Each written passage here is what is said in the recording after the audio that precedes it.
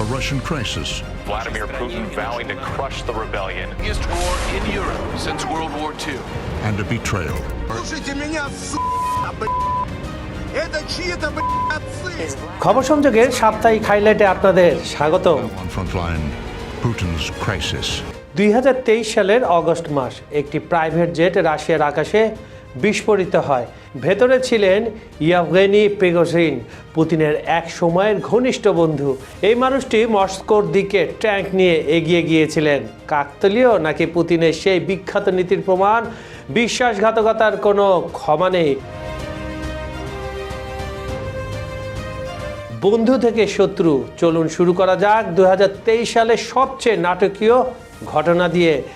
Yevgeny Prigozhin কে ছিলেন? পুতিনের catering ব্যবসার পার্টনার, ওয়াগনার গ্রুপের প্রতিষ্ঠাতা, রাশিয়ার সবচেয়ে শক্তিশালী বেসরকারি সেনাবাহিনী। একসময় পুতিনের শেফ নামেও পরিচিত ছিল তার। সোশ্যাল মিডিয়াগুলোতে বা গুগল সার্চ করলে বন্ধুরা আপনারা দেখবেন এই প্রিগোজিনের সঙ্গে পুতিনের কত ছবি। কি হয়েছিল 2023 সালে? জুন মাসে প্রিগোজিন হঠাৎ করে পুতিনের বিরুদ্ধে বিদ্রোহ ঘোষণা করেন, কারণ তিনি অভিযোগ করেন রাশিয়ান মিলিটারি তার ওয়াগনার বাহিনীকে সাপোর্ট দিচ্ছে না। কিন্তু পর্দার আড়ালে ছিল মানি, টাকা। কিভাবে? ইউরোপীয় ইউনিয়ন এবং ন্যাটোভুক্ত দেশগুলো এবং পশ্চিমারা তাকে অর্থ দিয়েছিল, এক প্রকার ঘুষ দিয়েছিল পুতিনের বিরুদ্ধে বিদ্রোহ ঘোষণা করার জন্য। যাক, সে কথা এবারে দেখি। এবং তারপর যা হলো সেটা ইতিহাসে বিরল। 25,000 ওয়াগনার যোদ্ধা নিয়ে মস্কোর দিকে এগিয়ে যান। রোস্তভ অন ডন শহর দখল করে ফেলেন। মস্কো থেকে মাত্র 200 কিলোমিটার দূরে পৌঁছে যান পুতিনের। কি প্রতিক্রিয়া হয়েছিল সেই সময়? তিনি জাতির উদ্দেশ্যে ভাষণে প্রিগোজিনকে বিশ্বাসঘাতক বলে আখ্যা দেন এবং বলেন যারা এই পথে বেছে নিয়েছে তারা রাশিয়াকে পিঠে ছুরি মেরেছে।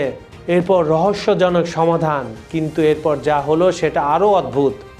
বেলারুশের প্রেসিডেন্ট লুকাশেঙ্কো মধ্যস্থতা করেন, প্রিগোজিনকে ক্ষমা করে দেওয়া হয়, তাকে বেলারুশে নির্বাসন দেওয়া হয়। অনেকে ভাবলো দেখো পুতিন তো ক্ষমা করে দিল, কিন্তু 2 মাস পর আগস্ট 23, 2023 প্রিগোজিনের প্রাইভেট জেট বিস্ফোরিত হয় মস্কো থেকে সেন্ট পিটার্সবার্গের পথে। সবাই মারা যান। অফিসিয়ালি দুর্ঘটনা নাকি অন্য কিছু? বাস্তবে পুরো বিশ্ব জানে এটা ছিল একটি দুর্ঘটনা, কিন্তু পুতিনের বার্তা ছিল স্পষ্ট: বিশ্বাসঘাতকতার শাস্তি মৃত্যু, শুধু সময়ের ব্যাপার।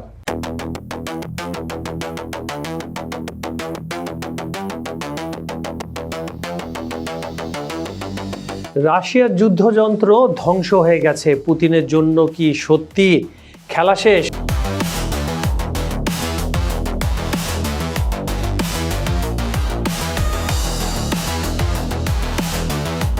প্রেক্ষাপট কিভাবে আমি আপনাদের সামনে সেট করব দেখুন।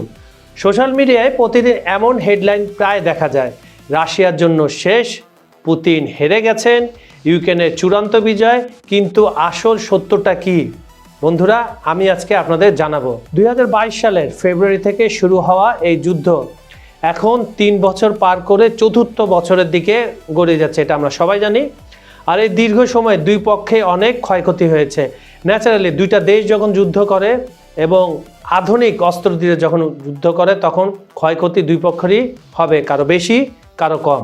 আজ আমরা আবেগ নয় বরং তথ্য আর বিশ্লেষণ দিয়ে বুঝবো আসলে কি ঘটছে।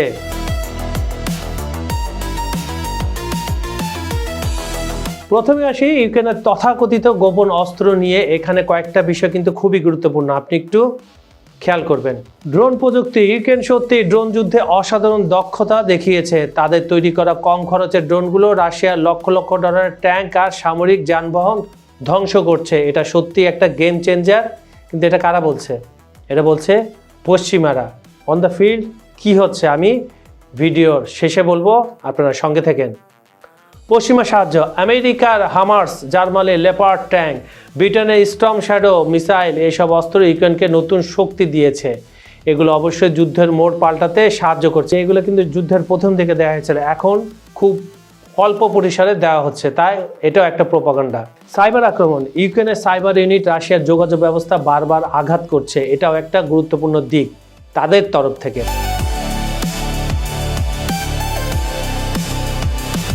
কিন্তু এবার আসে আসল কথায়, রাশিয়ার জন্য সব শেষ, এই দাবিটা কতটা সত্য। রাশিয়ার সামরিক শক্তি যদি আমরা বিশ্লেষণ করি, রাশিয়ার কাছে এখনো বিশাল সামরিক ভান্ডার রয়ে গেছে। তাদের পারমাণবিক অস্ত্র, দীর্ঘ পাল্লার মিসাইল আর বিশাল সেনাবাহিনী এখনো অক্ষত। হ্যাঁ, তারা ক্ষতির সম্মুখীন হয়েছে কিন্তু শেষ হয়ে যায়নি। অর্থনীতির দিক, পশ্চিমা নিষেধাজ্ঞা সত্ত্বেও রাশিয়া, চীন, ভারত আর অন্যান্য দেশের সাথে বাণিজ্য চালিয়ে যাচ্ছে। তাদের তেল গ্যাস এখনো বিক্রি হচ্ছে, হয়তো কম দামে, কিন্তু বিক্রি তো হচ্ছে। ভূখণ্ড নিয়ন্ত্রণ, রাশিয়া এখনো ইউক্রেনের প্রায় 22%-এরও বেশি ভূখণ্ড দখল রেখেছে। ডোনবাস, ক্রিমিয়া এই এলাকাগুলো তাদের হাতে। এছাড়া সর্বশেষ পোকারবক্সও তাদের নিয়ন্ত্রণে চলে এসেছে। তাই ইউরোপিয়ানদের বা পশ্চিমাদের প্রোপাগান্ডাকে অতটা কি মূল্য দিবেন না। Heftige Gefechte mitten in der Stadt.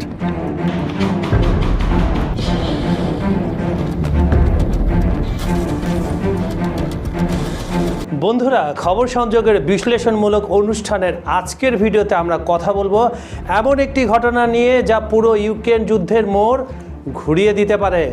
December 2025 Russia দাবি করেছে তারা দখল করে নিয়েছে পোক্রোভস্ক শহর।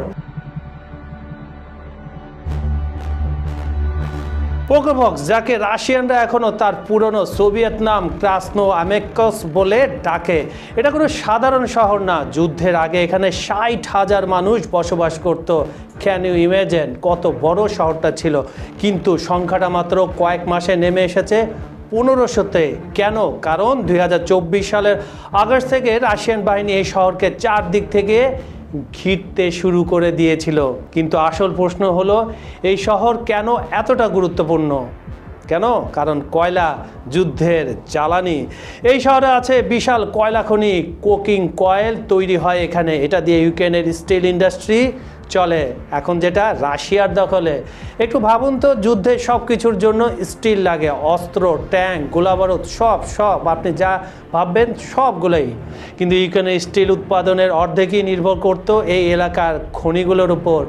পোক্রোভস্ক হারানো মানে ইউক্রেনের স্টিল উৎপাদন 7.5 মিলিয়ন টন থেকে নেমে যেতে পারে মাত্র 2 মিলিয়ন টনে। সাপ্লাই লাইন হাব, এটা খুবই গুরুত্বপূর্ণ। কিন্তু এটাই সব না, পোক্রোভস্ক হচ্ছে একটা রেলওয়ে সড়ক যোগাযোগের মাল্টিপল। এখান থেকে পথ চলে গেছে জোনেক্স অঞ্চলে সব গুরুত্বপূর্ণ শহরে, ক্রামাতস্কো, সোভিয়ানস্কো। মানে এই শহর দিয়ে ইউক্রেনীয় বাহিনী তাদের ফ্রন্টলাইন সৈন্যদের কাছে খাবার, গোলাবারুদ, অস্ত্র পাঠাতো। এখন এই লাইন কাটা পড়ে গেছে, কারণ এই লাইন দখল করে নিয়েছে পুতিনের বাহিনী। কিভাবে পতন হলো পোক্রোভস্ক? এবার আসি যুদ্ধের গল্পে। রাশিয়া কিন্তু হুট করে আক্রমণ করে শহর দখল করেনি, এটা আপনাকে মাথায় রাখতে হবে। তারা ব্যবহার করেছে এনসাইক্লোমেন্ট ট্যাকটিক্স, মানে চারদিক থেকে ধীরে ধীরে পুরো এলাকাটাকে ঘিরে ফেলে মনস্তান্ত্রিক চাপে ফেলেছে ইউক্রেনের সৈন্যদের। আপনি যদি একটু টাইমলাইনটা লক্ষ্য করবেন, আমি যে টাইমলাইনের কথা বলছি, বন্ধুরা একটু কেয়ারফুল হন। আগস্ট 2024 রাশিয়ান বাহিনী শহরের 10 কিলোমিটার দূরত্বে পৌঁছে যায়। খুবই ভালো কথা, পৌঁছে সেখানে তারা অবজার্ভ করে। নভেম্বর 2024 ইউক্রেন স্পেশাল ফোর্স পাঠায় শহর রক্ষার জন্য, কিন্তু ততদিনে শত শত রাশিয়ান সৈন্য শহরে ঢুকে পড়েছে এবং গুরুত্বপূর্ণ পয়েন্টগুলোতে তারা অবস্থান নিচ্ছিল। যখনই স্পেশাল ফোর্স ঢুকবে তখনই তাদেরকে মেরে সেখান থেকে ভাগিয়ে দেবে, এবং হয়েছেও সেটা। তারা ঢুকছে আর এখানে দৌড়ানি খাইছে। ডিসেম্বর 2025 রাশিয়া শহরের কেন্দ্রীয় স্কোয়ারে নিজেদের পতাকা উত্তোলন করে। এখন প্রশ্ন হলো, ইউক্রেনের জন্য এটা কতটা ব্যয়বহুল হয়েছে? সাম্প্রতিক রিপোর্টগুলো বলছে শুধু গত এক মাসে 1221 রাশিয়ান সৈন্য মারা গেছে এবং 545 জন আহত হয়েছে পোক্রোভস্ক এলাকায়। কিন্তু ইউক্রেনে হারিয়েছে অনেক। কিছু সূত্র বলছে 6500-এরও বেশি ইউক্রেনের সৈন্য প্রাণ হারিয়েছেন এই পোক্রোভস্ক যুদ্ধে। বন্ধুরা, এই ভিডিওটা কেমন লাগলো কমেন্টে জানাবেন। আপনারা কি মনে করেন এরপর কি হতে পারে সেটাও কমেন্টে জানান।